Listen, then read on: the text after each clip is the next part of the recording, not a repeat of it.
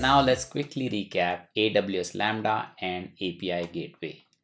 AWS Lambda enables you to run your code without having to manage any servers. You simply upload your code to Lambda and Lambda takes care of the rest, enabling your application to run on a highly available and highly scalable infrastructure.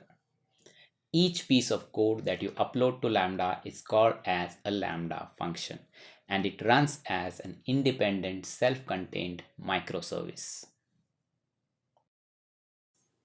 API Gateway allows you to expose your code running in AWS Lambda in the form of RESTful APIs.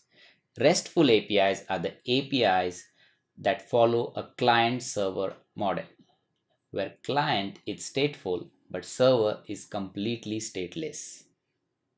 Again, API Gateway is a fully managed service and can support thousands of concurrent API calls. It also allows you fine-grained access control and version management capabilities. These APIs can then be consumed by your mobile, web, or IoT applications, allowing you to interact with different AWS services through your code running in AWS Lambda. Now that we know what microservices are, let's create our very first microservice. We'll use Lambda and API Gateway to create our microservice that will query the DynamoDB table that we created and return the specified item.